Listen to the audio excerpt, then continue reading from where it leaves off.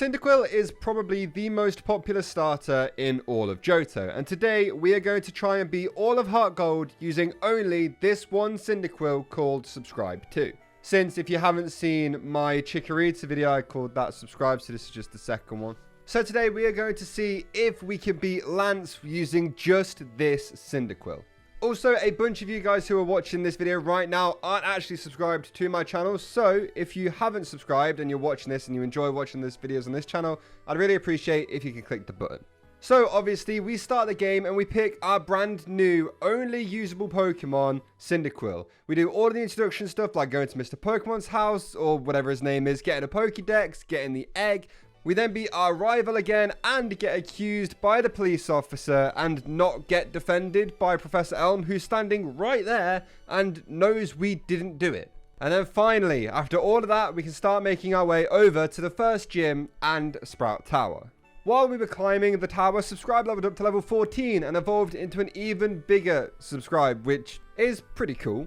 And once we absolutely destroyed the Elder at the top of the tower because we had a Fire-type Pokemon against a tower full of Bellsprouts, we were able to take on the gym leader, Falkner, who still absolutely sucks. 2 tackles took out Pidgey, and 3 Embers took out his Pidgeotto. Literally zero trouble whatsoever. We storm ahead over to Azalea and take out all of the Team Rocket members in the well with zero trouble either. Proton being an even bigger pushover than when we fought him with Bayleaf at this point, and you know, fire types so far just proving way more useful than the grass type of Chikorita. And something tells me that the bug type gym leader isn't going to be as difficult to fight this time around with our high leveled fire type Pokemon either. In fact, I didn't even go and heal after fighting all of the gym trainers. I was that confident. 2 Flame Wheels took out the Scyther, who only hit us with a quick attack after he did Focus Energy, and then Kakuna and Metapod also just went down to a Flame Wheel each. So far, so good. 2 gyms down super quickly, which you absolutely love to see. And zero trouble so far. We then try and go ahead, but we get stopped by our rival, and again, seem to have no trouble with him. Okay, well, the second time around, we had no trouble with him. We took out his Ghastly with a single Flame Wheel, and then his Croconaw needed a bunch of quick attacks, but it did finally go down. And then his Zubat went down super easily as well. So, there we go. We make our way over to Goldenrod City and get ready to take out Whitney. Clefairy went down to a few Flame Wheels, and then Whitney sent out her Miltank, the Pokemon that gave people nightmares however many years ago it was. But with 5 Flame Wheels and a few heals on the side of Miltank, we took it down first try, which is a bit of a relief. I thought maybe we were going to struggle with this one, but it didn't seem to be a big issue. After we have done that, we make our way over to Ecruteak City, and I'm well aware we are moving really quickly here, but this part of the run was so much easier than it was for Chikorita. I promise you at some point this gets more difficult and far more challenging. So please don't click off the video yet. Once we're in the Burnt Tower, we have another rival fight, and this time he did actually go down with no issue. I'm not even lying here. Even with his extra Pokemon Magnemite, it really just wasn't that bad of a fight.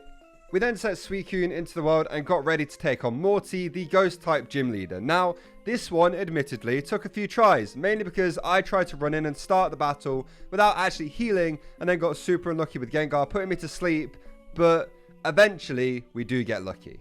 We take out the first Ghastly in 1 Flame Wheel, and then take out his Gengar in 2 Flame Wheels, one of which being a crit, which is something we really needed, else Gengar would probably have caused us a lot of issues again. And then the 2 Haunters came out and both went down to a Flame Wheel each. So, yeah. Considering how low HP Gengar took us down to, we did well to survive there, I feel like. So, I'm very happy with that. Still, so far, this was the most challenging fight of the run. And that's mostly because I was stubborn and didn't want to heal before the battle. If I did that, I don't think it would have been too hard. Either way, we run ahead to Olivine City and climb the lighthouse, and while we were on the way up the lighthouse, Subscribe evolves into a Typhlosion, which is huge for the next couple of gyms. Once we finally get to the top of the lighthouse, we get given the task to go and get some medicine for the Ampharos from Cyanwood City. So once we catch a surf Pokemon, we make our way over there.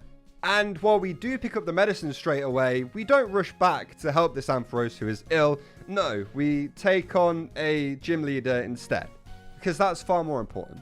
So the gym leader Chuck actually only has 2 Pokemon, a Primeape, which really didn't do much to us at all, and his Poliwrath, which I genuinely thought I would have to come up with some weird strategy to beat this guy, but it turns out that no, we didn't need to do that.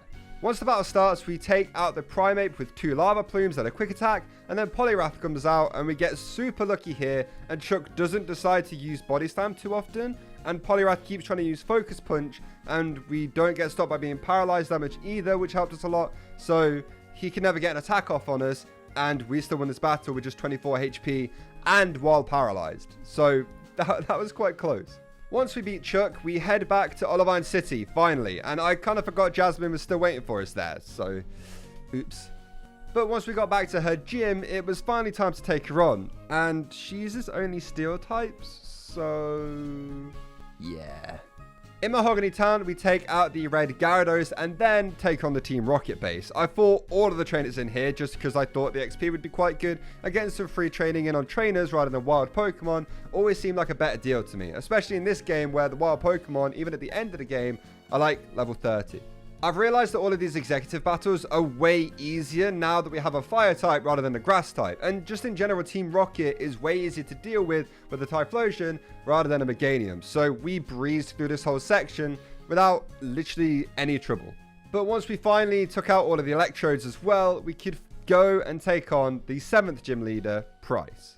I was worried about this one. I really was. He has ice-type Pokemon, obviously, right? But all of them were part water or part ground. 2 types that could actually really do good damage to Subscribe. I wasn't sure how I was going to get around it, so I kind of just jumped into the battle and tried to start maybe figuring some stuff out or what I would have to do to win this fight, and then this happened. I tried to see what Flamethrower would do against Seal because it hadn't been too bad in the gym so far, and it didn't do a lot. Okay, so I had to use Headbutt. It was the only choice I had, really, and it took out the Seal in the next shot. So far, so good, but that's Price's weakest Pokemon. I didn't think we'd get much further than that. Piloswine comes out next and goes down to 1 Flamethrower, right? Okay, nice. Finally, out comes Price's Dugong, which, now that I've read that out loud, that sounds so weird. Like, why is he getting his Dugong out then? However, since I figured out that Flamethrower wasn't great against these guys, I started just headbutting this thing to death, and surely enough, after Price used 2 potions on him and rest, we finally took it out. I, for some reason, was really dreading this battle, but the only damage we actually took was the hail that was present through the whole thing. Jesus. So when I play through the games like this, I play through them with speed upon, just to make sure I can get through these games in a good amount of time, and it makes working out stuff for battles a lot better too, because I can test a lot of things much faster. So the total time of the run at this point, right from starting the game to this point right here after 7 gym leaders, I had been playing Pokemon for an hour and 13 minutes. 7 gym leaders in an hour and 13 minutes. I can tell you Meganium was not that fast. This isn't also relevant to the story at all, but I thought it was interesting anyway. So we went ahead and freed the radio tower after that. There was really nothing interesting that happened here whatsoever. We literally destroyed everyone since we were so overleveled and also not a grass type. And we make our way all the way to Blackthorn City after that. And this fight was a fight I was genuinely and rightfully dreading. The battle with Claire. And I realized that if I struggle with her, that Lance is going to be a huge issue and that I might not even be able to beat him. I must have reset this fight at least 30 times. I just didn't think I could do it. I went and trained Subscribe up a few levels to hopefully make Eruption take out the Gyarados in one hit, but that didn't happen. And then I realized that I never went and grabbed the charcoal from the 2 guys that helped out in Alex Forest. So the whole time I've been playing this game, all of my moves could have been way more powerful, and I just hadn't remembered that I could get that item. Oh my god. Now, I did still fail a bunch of times after that until this run, and I don't think I could redo this run if I tried. Claire leads with Gyarados. I use Eruption, which takes it down a decent amount of health. I get hit with Dragon Rage, which is cool, that's fine, that's the move I want it to use, and a Flamethrower takes out the Gyarados. Kingdra comes out next, which has basically finished every single one of my runs that I've been doing today, so thanks for that. We hit it with a Headbutt. It flinches. We headbutt it again, it flinches again. We headbutt another time, and it gets some healing with the berry and uses Hyper Beam, which barely does anything. And for some reason, it hasn't used Hydro Pump yet, which is weird, but I'm not complaining. Because this is going quite well so far, I go for another headbutt, since it needs to recharge after that Hyper Beam, and another headbutt brings it into the red, as it misses our Hydro Pump, and then gets healed the turn after when we hit it with, you guessed it, another headbutt. Then something incredible happens. So you see that the Kingdra still has most of its health, right? Look at what this one headbutt does to this poor thing. How does that even happen? What? How? What? Why? Why has this happened? I'm obviously not complaining, but when I saw that when I was recording this whole thing, I was so confused and I think my mind melted a little bit. And now all that was left with Claire's 2 Dragonairs, and they both went down to 2 flamethrowers each. Thank God I didn't have even more troubles with those 2 after beating that Kingdra. I didn't want to go and train Typhlosion up to level 100 to deal with this. That fight was way too close, and I don't know how long it would have taken me to get another run like that one, and I don't want to sit and try and figure that one out either. This was easily the hardest battle in the entire game so far, even though we're crazy over leveled. We then do all of the stuff you normally do after. We ace the quiz the Dragon Elder gives us. We go and catch Ho-Oh this time. Now, I only do that because I couldn't handle the disappointment of the Kimono girls like we got when we killed Lugia, so they sounded really sad, and I didn't want to do that to them again. And now, it was finally time to go after the Elite Four. This was the worst Pokemon experience I have ever had in my life. I could get to Lance completely fine, but I just couldn't beat him. I tried so many times, so many different battle starts, so many different things I could have done with what I had at the time, and I could just not get past his first Pokemon. We haven't had a counter to Gyarados this entire run. So I had to white out to him and reevaluate my options. I didn't want to keep using PP restoring items outside of battle because I really didn't have that many. In fact, because I had a few serious runs at the champion trying to beat him, I used up all of my elixirs and ethers and had to go back and break rocks for shards to get berries that only restored the PP of 1 move, which was so painful. Unlike Meganium, Typhlosion can't learn a move like Swords Dance, which would have made this fight a lot easier. Along with that, there is no move that Typhlosion learns that would even be the slightest bit useful against Gyarados. So the first Pokemon, which normally you would set up on, I couldn't get past. Not to mention, after that, I have nothing that I can hit the 3 Dragonites with, his Charizard, or his Aerodactyl with. I had nothing super powerful against any of these Pokemon. I was literally sat grinding levels against the Elite Four so much I eventually had a way to get through this entire thing without having to use one of those PP restoring berries that I ended up going and getting. I would get to the champion each time and then white out there, so I gained a bunch of levels from the Elite Four members before him, but I'll talk you through the Lance fight a little bit later. Instead, let's talk about the members that came before him, because so far, the only thing they've been useful for in this video is grinding levels on. Which is insane, like how difficult Lance is compared to the 4 trainers that come before him. Like, that's absolutely insane. Anyway, let me tell you about the Elite Four battles. So, Will sucks. I used 1 flamethrower on Xatu, 1 flamethrower and a few headbutts on Slowbro, 1 flamethrower on Jinx, a flamethrower on the big egg tree thing, and another flamethrower on his final Xatu. Super easy fight, literally took 0 damage even when the Slowpoke was on the field for a few turns. Next we had Koga. His Ariados goes down to 1 flamethrower. The Fortress dies to an eruption. Muck goes down to an earthquake. Crobat dies to another flamethrower, and so does Venomoth. Again, super easy, and by this point I had the Elite Four down to a science with my moveset.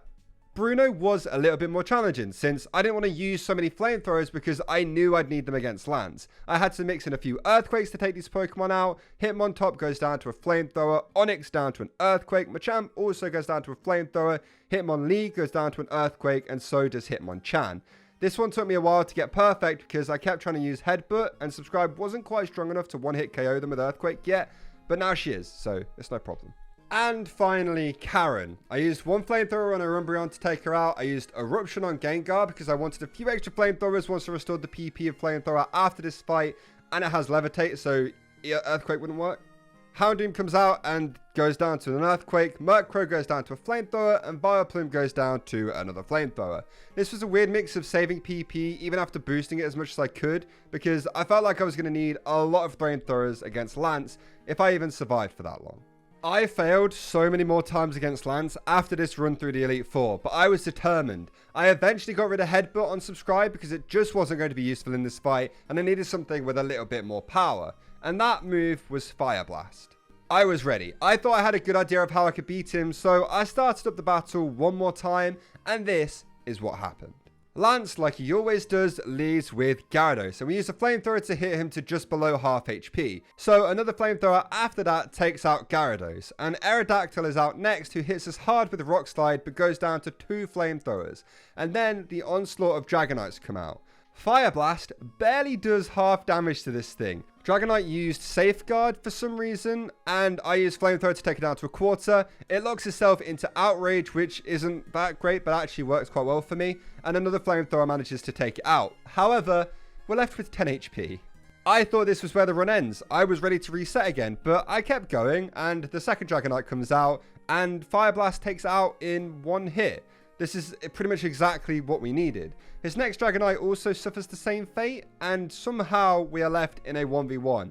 My Typhlosion versus his Charizard. We click Fire Blast, hoping for the best, and we knock it out in one hit again.